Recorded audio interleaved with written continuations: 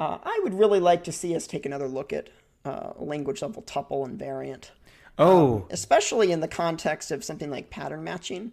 Um, but even in the context of senders and receivers, because senders and receivers um, uh, relies pretty heavily on tuples and variants, because a sender can send multiple values, a tuple. right. And a sender can also send either a value, an error, or a done signal. And so when you need to represent what things could a sender possibly send, like if I want to say like I want a sender that if I want to constrain to say like I want a sender that sends an int, it's actually a little bit more complicated than that, because like what if you want to say like I want a sender that sends either an int or sends me this type of error code. Then you're saying you want like a sender of variant of int and then the error code type, and you can end up in these cases where when you're working with some of the sender adapters, you might end up with variants of tuples of variants. And just over the years, I've become increasingly aware of how painful the library variant in tuple is. Well, there is a language variant proposal out Yeah, there. and a language tuple proposal.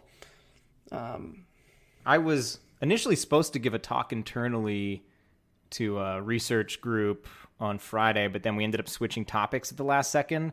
But I had mentioned, oh, there's some talk I'm going to give in the future a couple weeks ago of like the 5 things that I think all languages should have some form of, and on that list is basically, well, actually, I didn't technically include a language tuple, but like destructuring and algebraic data types, a variant of which is one of them, I just think are so, like the fact that we got so far, so many decades with just product types, aka classes, and only recently have like variants and like the choice type or enums, showing up in languages like Rust, they've become idiomatic. It just seems so. Yeah. How many times is there like a list of options that are mutually exclusive where it's either this or that, and it's like it's such a bread and butter thing that just pops up all over the place, and Yeah. having that built into the language, I just think is such a huge win. And yeah, it is extremely painful using std variant and like.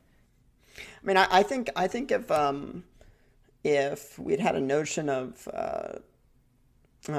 language level tuples or variants at the advent of C++ or the advent of C, it would have drastically changed the patterns for how we write software. Yeah, yeah. For one, like I think it would really change interface design. If we had if we had both variant and tuple from the get-go, I think you would see far fewer output parameters. Right. Yeah. Because why wouldn't you just return them?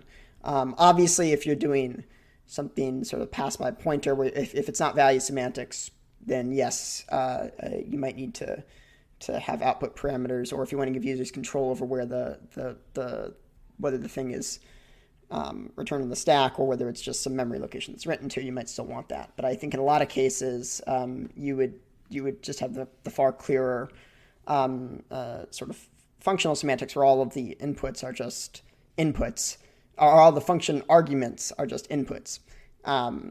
And I think it also would have really changed how we do error handling. There's so many C style libraries that just return an error code as their only return value. Yeah. And oftentimes that pushes them into the output parameter style solely because the convention is that the return value is the error code.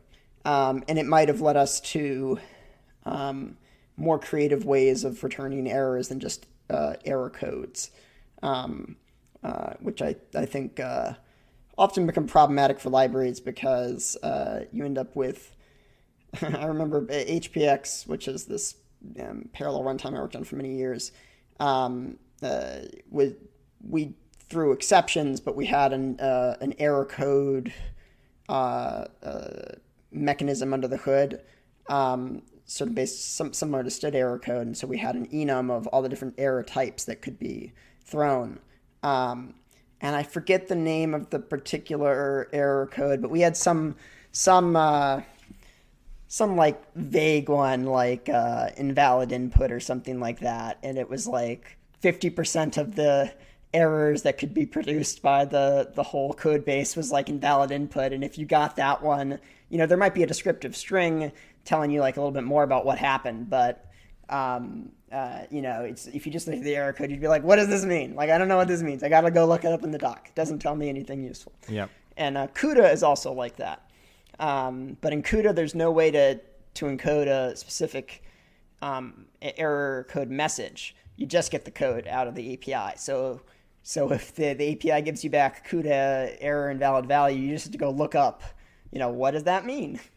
That's that's just a little too vague for me. Probably all of my recent either Python or C++ projects, I use Cybrand's expected, which I think technically now GCC 11 point something or 13. I can't remember which one they're on, but like one of them actually ships with stood expected now in C++ 23. Like they already have that feature in, but I haven't started using that version of the compiler. So I usually still use Cybrand's TL : expected. And then Python has like an OK package, which is the equivalent of like the expected in C++, and like Rust has, built in or has it, one of their standard libraries. And it's, I think even Sean Parent is not a believer. He doesn't believe in the expected type and thinks it just like pollutes all your code. But